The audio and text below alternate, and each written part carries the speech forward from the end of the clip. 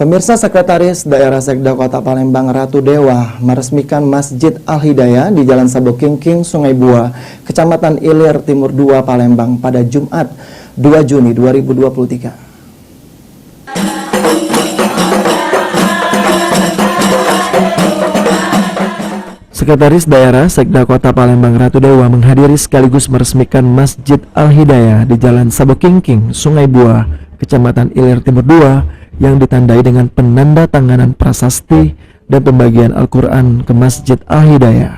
Dan juga Bapak Sekda berkenan untuk menyerahkan 22 Al-Quran yang SAG. Inilah penyerahan sebanyak 20 Al-Quran. Sekda Kota Palembang Ratu Dewa menyambut baik pendirian Masjid Al-Hidayah sehingga dapat digunakan sebagai sarana kepentingan umat. Diharapkan Masjid Al-Hidayah ini dapat sekaligus menjadi pusat kebajikan dan melalui masjid ini juga dapat memperkokoh tali silaturahmi persaudaraan di antara sesama masyarakat serta meningkatkan komitmen dan amal untuk membantu kaum duafa yang memerlukan bantuan.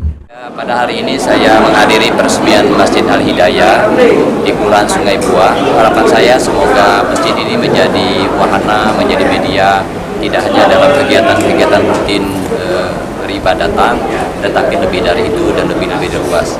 Semoga harapan saya masjid ini bisa digunakan sarana untuk musyawarah bersama, terus tidak hanya dalam bidang ibadah, tetapi kegiatan pemerintahan, di bidang budaya, sosial, dan lain-lain sebagainya.